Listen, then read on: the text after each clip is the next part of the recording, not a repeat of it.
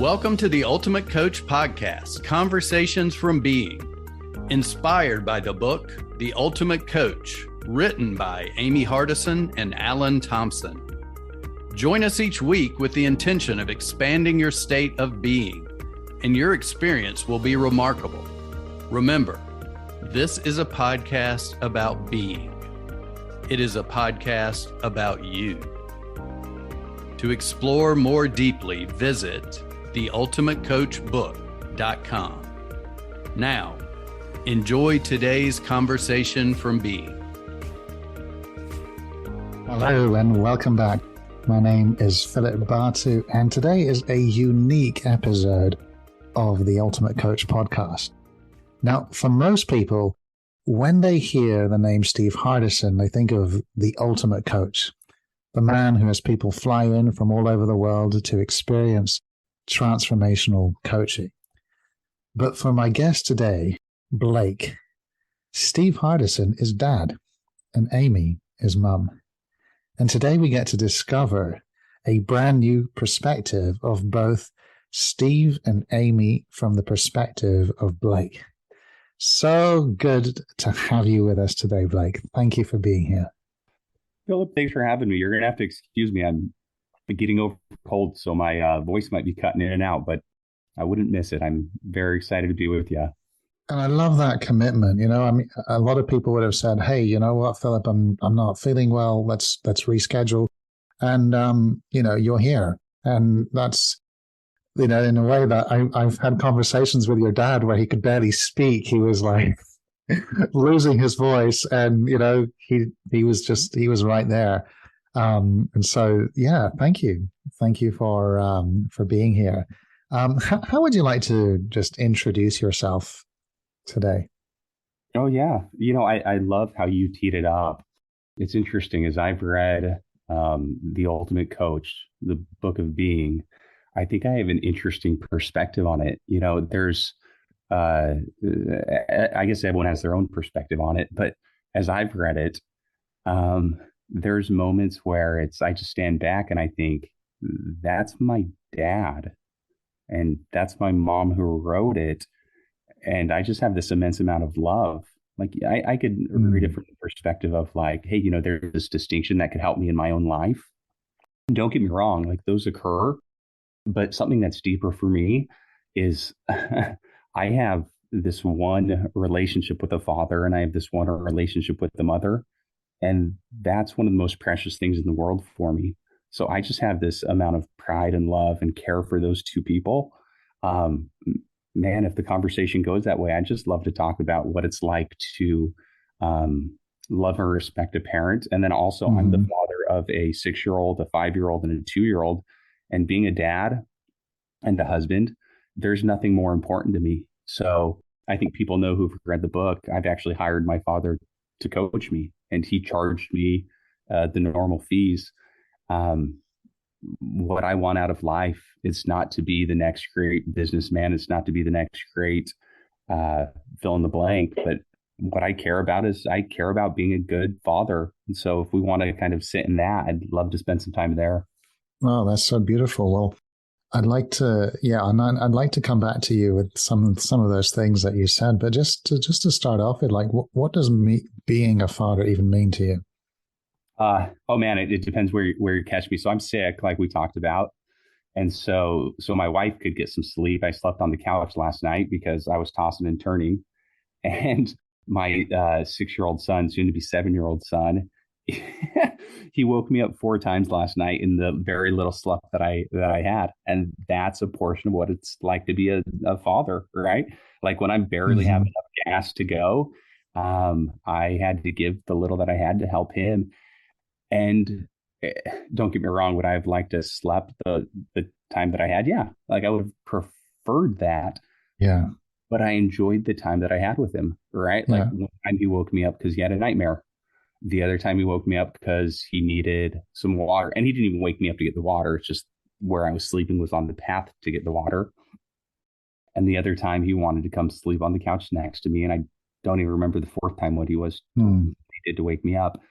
But where I feel really lucky is I don't even know what it is, but there wasn't any angst or aggravation of being woken up. It's like, I just love being around my son.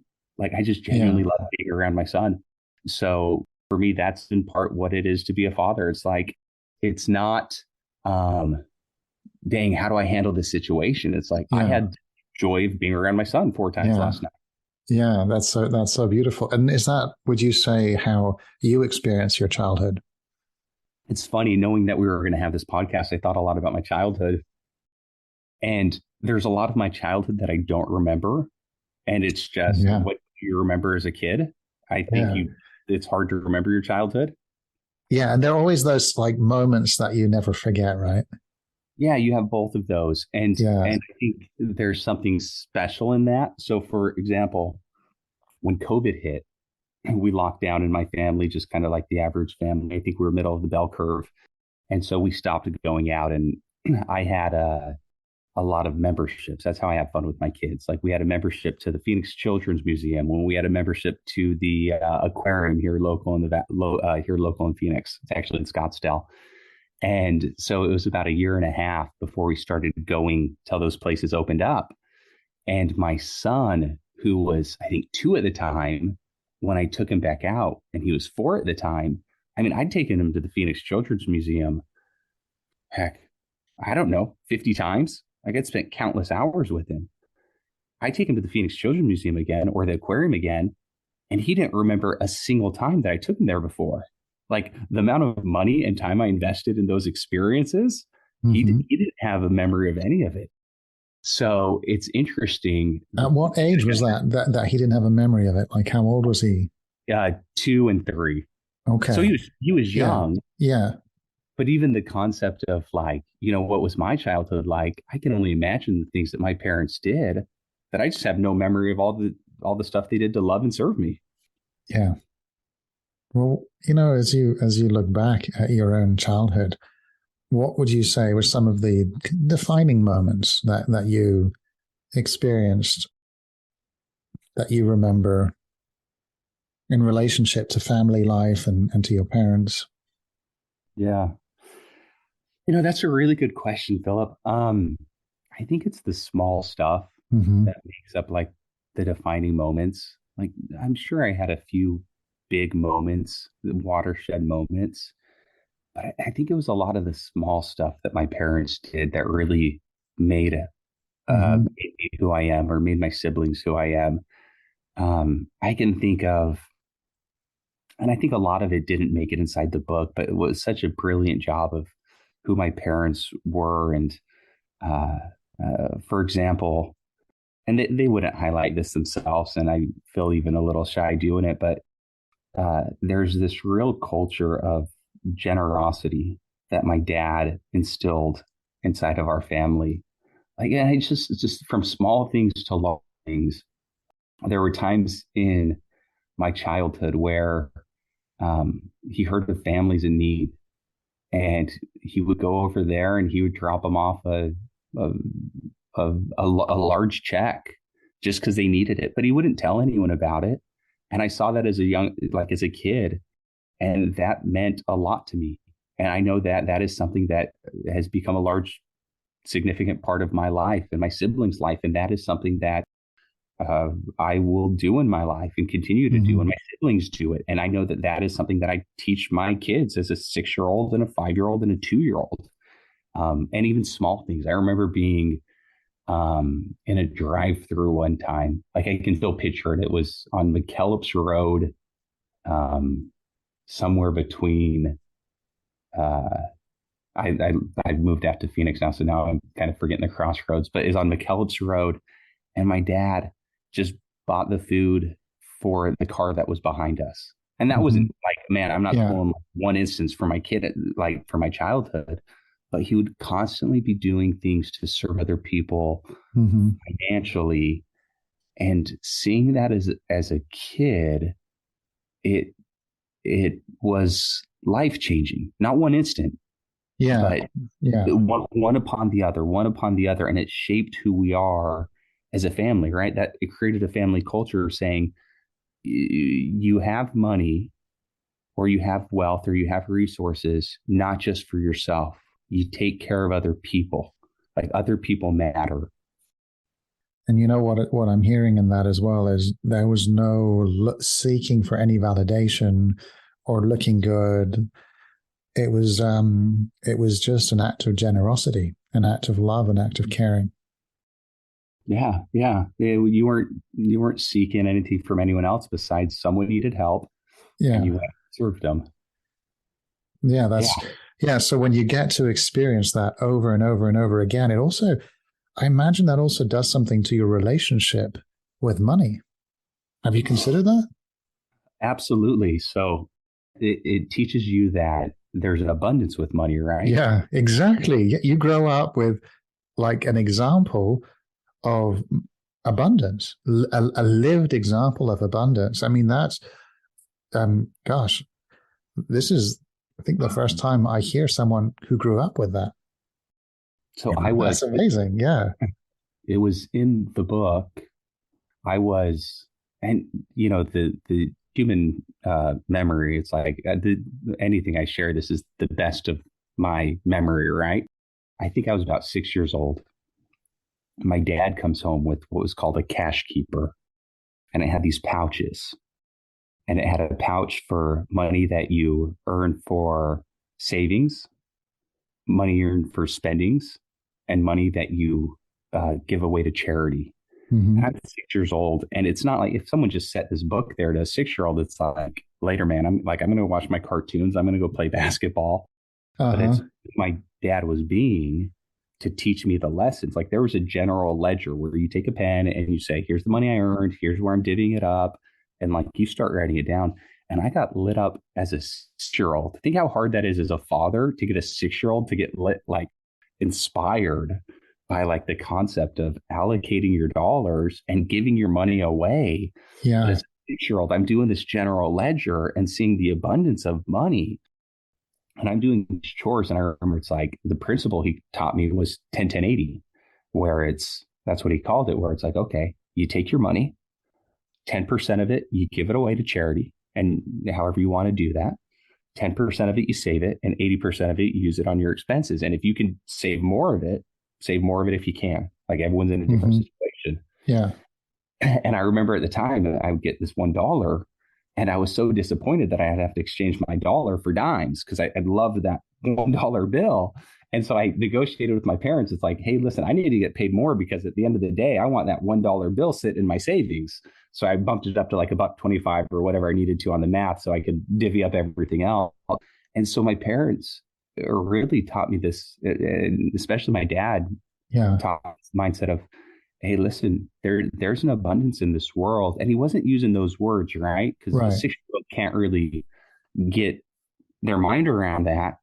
But as a 6 year old, I was saving up, and he would help me see the joy of charity as a 6, 7, 8 year old. And you can count that my kids have.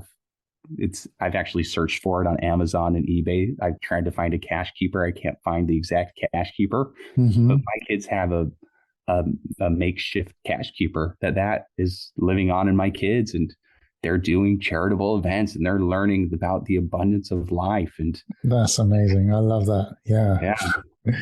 And I mean, also, like, have there been times where you just kind of forgotten about that and fell into scarcity mode?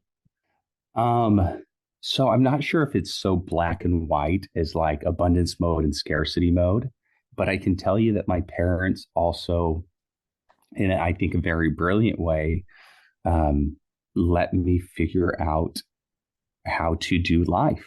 Like, I got married young. I got married when I was 23 years old, and I figured out finances myself. They were not supporting me at all. And so I was living in an apartment that was adjacent to a trailer park. And I was just telling my kid, my oldest boy and my two older boys, every night when I put them to bed, they choose a number, and they don't know that number represents whatever age I was. And last night they chose an age, And I tell them a story about however old I was, and they love it. That's their favorite part of bedtime. Oh, that's so cool. And they chose the age where I was this age where my wife and I were living in an apartment next to this trailer park. And I said, listen, guys, we didn't go out to eat at all. And this is not an exaggeration. Like, we did not go out to eat at all because we did not have any excess income, because I wasn't making any money at the time. Like, I was working in commercial real estate, but the deals hadn't started coming together. You know, you invest a lot of time before things start paying off. And what my parents did a really brilliant job at is they taught me the value as a 6-year-old, the value of money, but also when things were really hard, they let me struggle. And I didn't go to them for money, and I didn't want it, and they didn't want it. And that's when, you know, when things came together and there was success, it was that much sweeter. So I wouldn't say there was scarcity at that time, but there was the real pressure of life where it got to the point where I was, don't get me wrong, like, compare myself to someone else. It's like, I'm not saying I was in, like, there's people who have suffered way more, but it's like, the story I told to my kids is we only went out to eat when it was our birthday because you could go to Firehouse Subs and they gave you a free sub on your birthday. And I stepped out to take a business call, and we had a meatball sub. And it was special for my wife and I to go out to eat because we didn't have any excess income to do that. And my wife accidentally knocked the sub on the floor, and it's got all that marinara sauce. Mm-hmm. And you can imagine a marinara sauce falling on asphalt because we were eating outside, how that would stick in the marinara sauce and how just disgusting that would be. Mm-hmm. Well, she just picked it up and tried to pick all the asphalt and dirt out of it. And she just set it back on the table because it's like, we're not throwing that away, right? Like, we don't have, that's our food and that's what we're going to eat. So I sat back down and I ate my dirt meatball sauce, dirt meatball sub. So no, we made sure that we've lived it all. Yeah. So 23, you were not going out to eat unless there was something to celebrate. And then how old were you when you decided to hire your father as your coach? Oh, I'd have to add it up, but I think I was 25 or 26 maybe. Because that's very, very young. So tell me about that. Like, what's the story? How did that even come about? So I was working in commercial real estate. Deals started happening at a fast pace. And I saw people go to my dad and they would walk away having these amazing experiences. They would have amazing experiences, like every single one. And I wanted to have those type of experiences. So I sat down with him and I had a conversation. I said, "Hey, Dad, listen, I want to be a part of it." Like, I didn't say these words, but it's like, listen, I don't want to be left behind. Like, I want a part of it. And he said, "Okay, that's great, Blake. And you're going to have to pay me like any other client pays me." And what I could see is he did, and he told me this quite candidly. He said, "Listen, I don't need your money, but I need your level of commitment, because without that level of commitment, it wouldn't work. There's too many barriers, right?" And that's where it began. And it's interesting. So many people ask me about what it's like working with my dad, and I can tell you this: I've introduced different clients to my dad. There is no question when they walk out of the first meeting with him or 100 hours of working with him that it is going to be a brilliant experience, that it's going to be worth their sacrifice of flying from New York or Florida or from Australia or Argentina, or the resources they put up. It's like, I don't even think in those terms. Like, it's a no-brainer. Mm-hmm. So what was it like for me? It's like, how could I walk past water in a desert and be like, "Nah, I'm good"? You know, I just find that also speaks volumes to your humility, because it's not a given. Like, it takes something to be willing to get coached by your dad. In fact, it's actually, I've never heard that even before. Like that story really struck me, because I wouldn't even, I would even have like a lot of my own sort of hesitations that would get in the way of that. How long did you work with him for? 100 hours. Wow, you did 100 hours over the space of a year. Mine was over 2 years. Over 2 years. And how did that affect your relationship with him afterwards, if anything at all? No, it was great. Like, it was great. We were, I guess that's a funny question to answer, because I didn't look at it with my relationship with my dad. Mm-hmm. I had a great coaching experience. He was still my dad, right? Like, I didn't walk in and I didn't say, "Hi, the ultimate coach." Like, he was still my father, right? He was my dad, right? Yeah. But it was, there was multiple times where he'd say to me, like, "Hey, Blake, don't get me wrong. If you're not coachable, I will fire you. I don't care that you're my son," or some version of that, right? Yeah. But I so thoroughly wanted what he had to offer. Yeah. I don't think we ever even came close to that point, because I wanted to be coached. And I think that's what, like, to my earlier point, people who work with my dad, they get what they want. Like, it's a life-changing experience. So I don't feel like I had any friction at all when I was working through, like, when I had that 100-hour experience, because I was getting what I wanted, right? Like, I was getting this amazing experience. So I don't necessarily view it like, what was my relationship like with him? I was having this incredible 100-hour experience. So I more view it as like, man, I had this great experience. It was awesome. Oh yeah. And I was really close with my dad. Like, it was like, it was this byproduct. Now, what's the most important thing in the world for me? My relationship with my dad. But at the time, I was so invested in the coaching experience, I was focusing on the coaching experience. Like, I wasn't focusing on my relationship with my dad. I was focusing on, I am being coached. Let's, this is the task. Yeah. I mean, this is a bit like the same question I'm going to ask you from your childhood, but was there a defining moment in that coaching relationship where you really woke up to seeing something? No. It was like, again, it was like just a lot of, well, you tell me, what was it? Oh, that's a good question. I don't know, man. For me, my experiences, I don't feel like I have a lot of defining moments in my life. Like, maybe I do. I feel like it's more like the sum total, right? Like, I go in like who I am 2 months after working with my father, or 2 months or 3 months or 4 months. And I look back and it's like, man, I like who I am way more 4 months into it than I did before working, or 6 months or 8 months or 9 months. Yeah. It's much more that like, oh man, one thing was said and now my life has changed. It's the process that was so miraculous, as opposed to just one event. Yeah.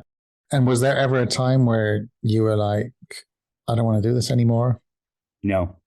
Nope, not at all. And I think that also speaks about the power of commitment. You were all in. That's what I'm hearing. Yeah, it was a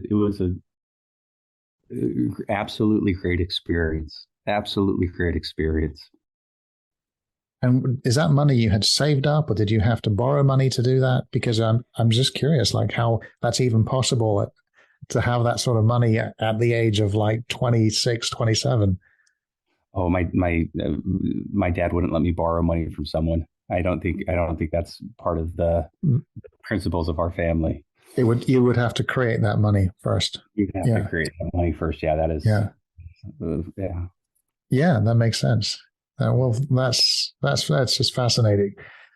I was reading your tribute on the Ultimate Coach website, and there's a story about the vacuum and you wanting to be a baseball player. Could you share about that? Yeah. Yeah. So I don't remember the exact age. Maybe I was 12, 11, 12, 13, somewhere in that range. This goes into people ask, what was it like to be the son of Steve Hardison?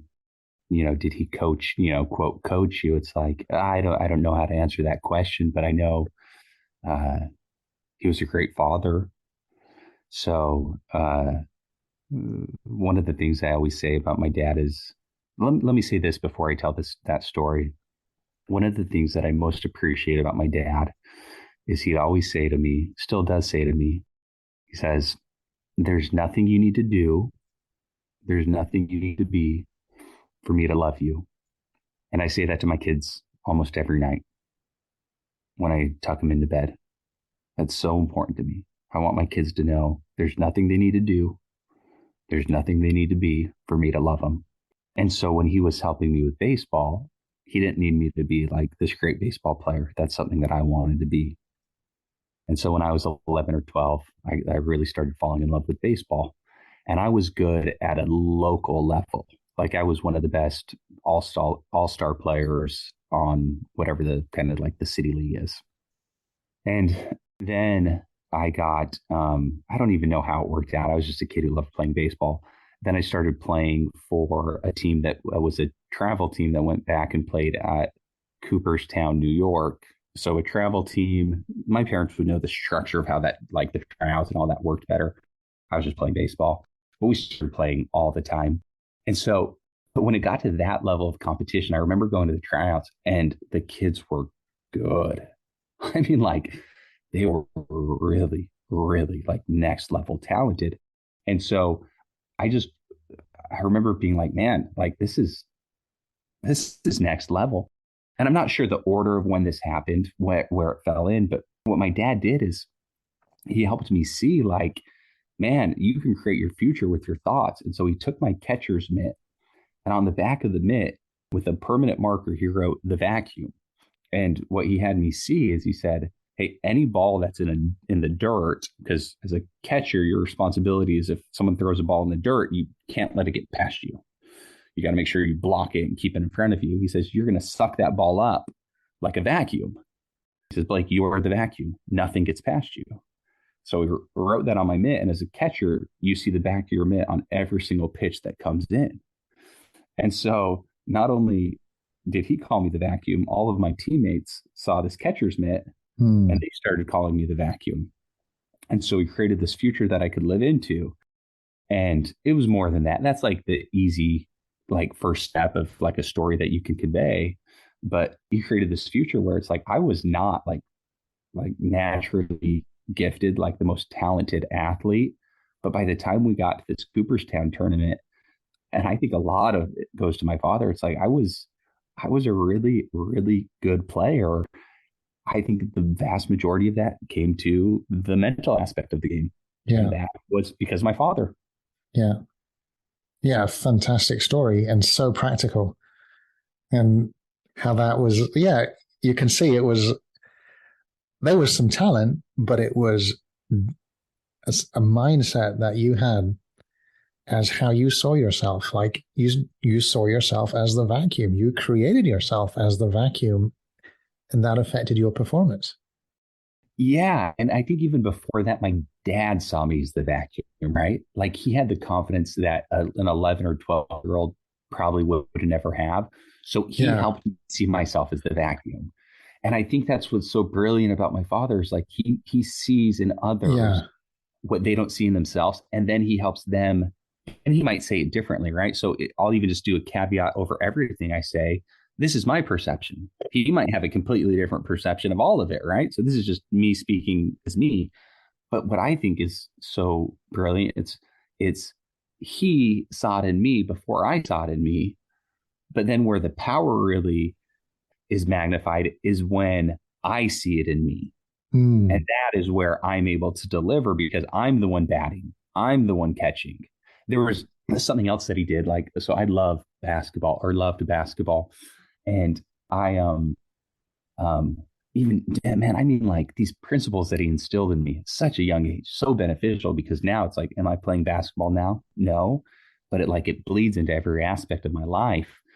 I was, I don't know, 7, 8, and I would play and I would get fouled. And I mean, like I'd get hit across the arm. And like you open up a rule book and you read the rule book, and by the letter of the law, like there's no getting around it. I was fouled. And so what does 99% of the population say? It's like, oh, you were fouled. The ref blew the call. Like, Yeah. you say, my dad wouldn't do that. He would say, it's not a foul unless the ref calls it a foul. Yeah. And so I'm a 7-year-old, and he's teaching me this distinction, not in these words, but like an owner versus a victim, Yeah. where he's, dude, like, unless he calls it, that is not a foul. I don't care any rule book you show me. Yeah. You got to learn how to finish that shot. They blow the whistle. Yeah. So it's like, that's the type of father I was growing up with. So it's like the same thing in life now with like business. It's like, hey, listen, it's not a foul unless they call a foul. Like, don't moan and complain. It's like, you just get the job done. Are you an owner or are you a victim? Or it's like in just life in general, it's like, are you an owner or a victim? Well, it's like radical accountability. You know, there's someone that went out of communication with me, and I tell you, my instinct was like, oh, this person, I was making her wrong about it, and I had to really stop myself and look at how did I create that, and every part of me wanted to be like, make her wrong, and started to look at, you know what, there was an absence of connection that I wasn't aware of. And then, looking at how can I, take full account, like not responsibility. I'm not responsible for her actions, but I am accountable for my impact on the world. And that's really, hearing you say that, it's just reminding me of the power of like radical accountability. Yeah. Yeah. And it's radical because no one does that, right? We're so quick to judge and blame and finger point, and just to stop and just totally just take full ownership. It's a very radical way of being. I'm very empowered. Yeah, I'm really. Yeah. No, I just love it that you shared that.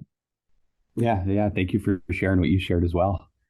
Yeah, and I also want to share something. What I'm hearing in all this is that I'm just listening to you, and through this conversation, I have also felt a deeper appreciation for my parents.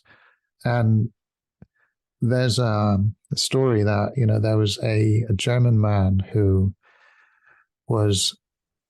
he had 2 kids. We were living in Paris, and he lost his job, and he was like an addict of, he was recovering from drug addiction, tattoos all over his body. And my parents are pretty judgmental when it comes to like the way people look. But with this man, they just took him on and really, really wanted to help him. And there was, we were renovating a garage and transforming it into a TV room. And they hired him to do the job. And he, in a way, for me, that was the first time I just got to experience, and my parents, especially my father, really put aside judgment and feel compassion and love for another human being that would have been someone who I had imagined him, judging. And just that experience for me was a defining moment, because it showed me a way of, one of the things Steve says, no one is worthy of my judgment. Everyone is worthy of my love. See, I got to experience that in that moment. That's beautiful. Yeah, that's really beautiful. Thanks for sharing that, Philip. Yeah, and it's hilarious. The guy was a coffee addict. He would drink, I think, like 5 liters of coffee a day. And even then, they put a coffee maker in the room, and they just made sure he got what he needed. He smoked 20 cigarettes a day. They made sure he got old. He was able to smoke.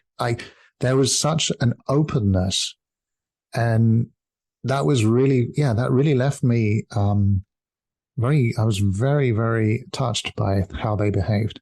Yeah. So I'm reminded of that just through this conversation. Yeah, it's something special to look at Yeah. someone you love when they inspire you, right? Like that's Yeah. something I remember Yeah. When for when you years. see that, yeah. And everything was paid up front, and he needed the money, and he had some debt to pay off. And it was, the agreement was, I'm going to give you all this money up front.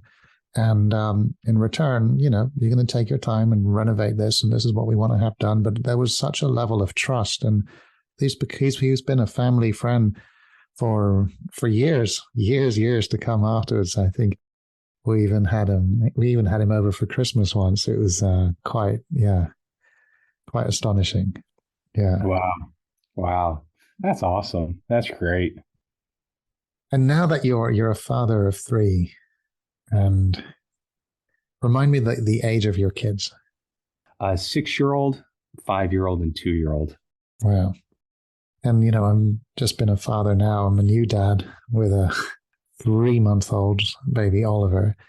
So this is kind of relevant for me. What is it that some of the principles that you've taken on that you'd say are I mean, you've shared, one of them around money, which is definitely different, and abundance. But are there any other principles that exist in your house that you think are kind of unique? Oh, that's a good question. Let me think about that so I can answer it. Um, there's this thing that I do, and I mentioned this to you when we were chit chatting before we started recording. I actually, in a conversation we had earlier, when my kids were born, oh man, I love that we do this. So when my kids were born, we set up an email address for each one of them, and um, they have their own email address. They don't know about this, and as they do different things that I just think, when they say something that's funny, or when they do something that I'm really proud of, life's so busy. I'll just quickly take out my phone and I'll send myself a quick email, just talking note, like quick notes on that. And then the first of every month, once the kids have gone to sleep, I'll write them an email, and I will formulate that. I'll compile that, and I'll send it to them. And so now they have this growing list of emails of things that they've done as a child.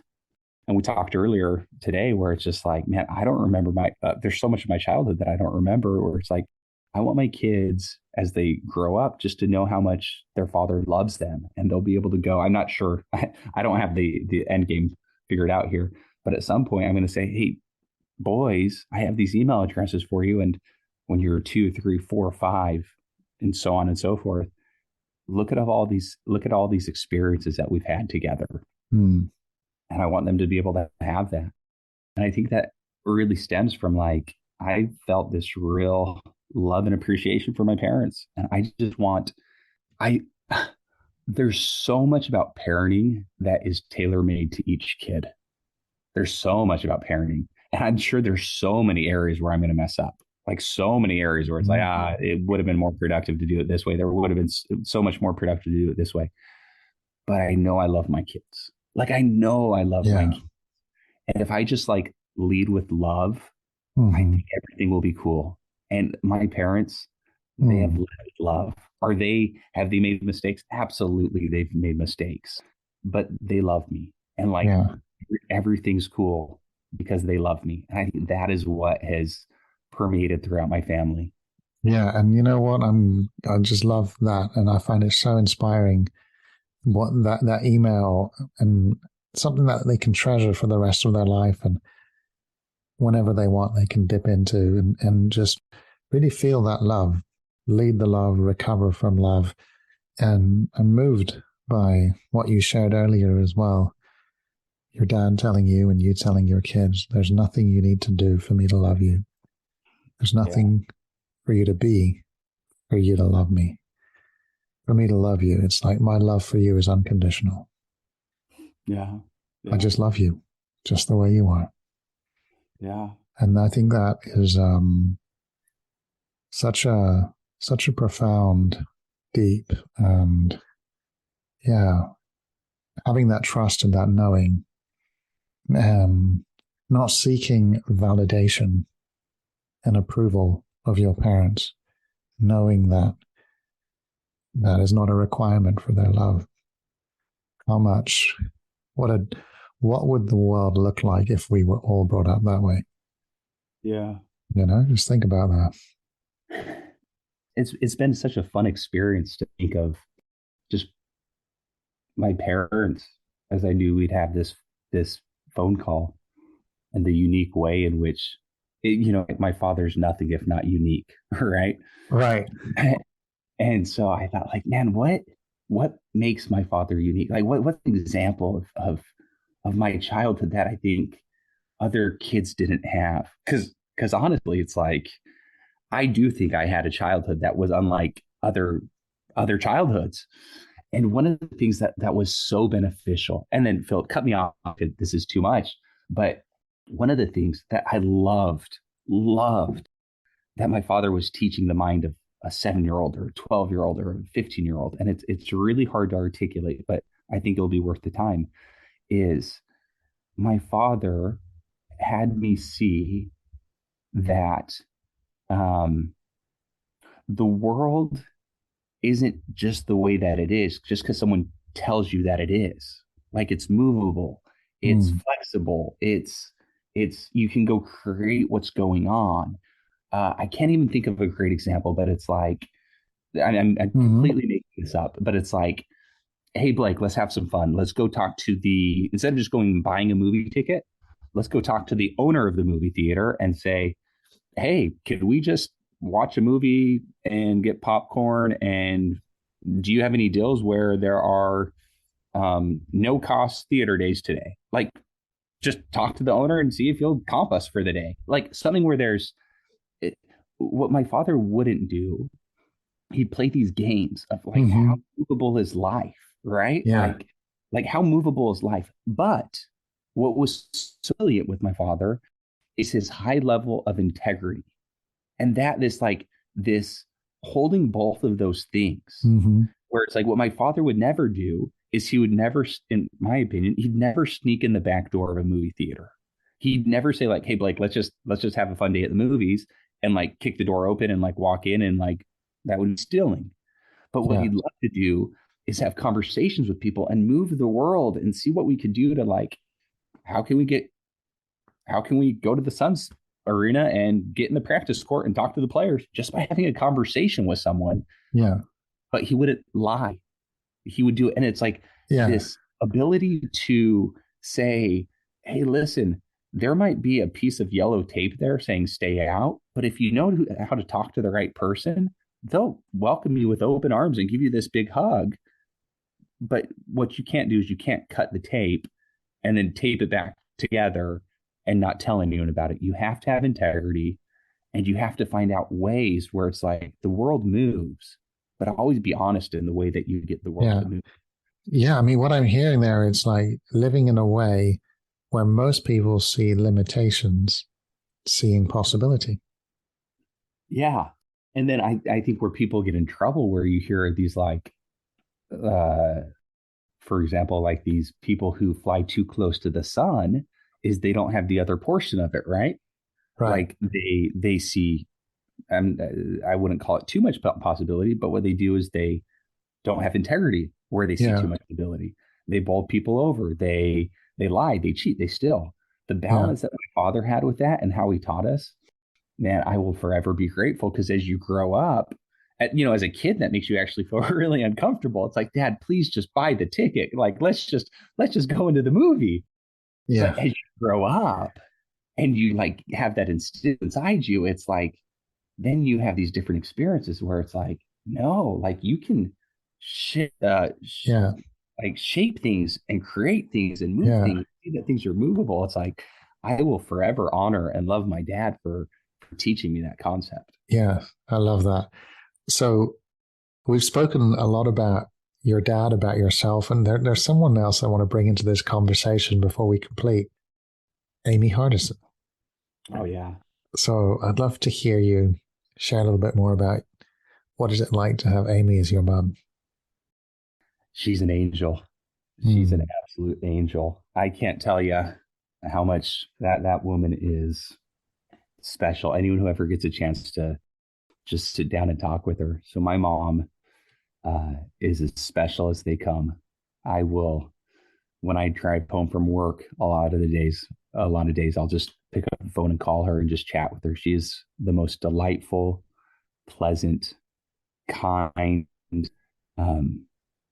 peaceful woman that you will ever meet. Like what people are striving for as far as being at peace, she has, like she innately has. That's she is divine. Like I couldn't speak more highly of a human being in this world than my mother. She is, I love her dearly. She's one of a kind. I really, really feel that. And I feel the divinity and just the love for your mother, but also the love of who your mother is. Yeah, I'm so glad you shared that. Like, it's been such a beautiful experience to be here with you. Thank you for your time and for sharing everything you shared with us. Is there anything you'd like to say before we complete? No, just Philip, thank you for your time. Thank you for what you're doing. I really appreciate you. Well, thank you, Blake. Yeah, I appreciate you too. If there's someone listening who's heard something and who wants to reach out to you and share any insight or remarks, what would be the best way for them to connect with you? They could email me. The best way is my email is bhardison, B as in Blake, Hardison, at ikecre.com. That's ikecre.com. Thank you so much. Well, thank you all to all our listeners. A special thank you for being with us for another episode. And I look forward to re-listening to this one, Blake. This is one, there's definitely one I want to go back and listen to. And yeah, like I say, appreciate you. I appreciate your time. And especially appreciate for you being here and being sick at the same time. It's been marvelous. Thank you, Blake. Thanks. Thank you for listening. If you know someone who would benefit from today's conversation, please share this podcast with them. Also, we invite you to visit theultimatecoachbook.com so you can continue your personal exploration of being. There you will find links to join our wonderful community, get your own copy of the Ultimate Coach book, and more. Simply go now to www.theultimatecoachbook.com. That's www.theultimatecoachbook.com. The link is also available in the show notes. We appreciate your support. Be blessed. Be you.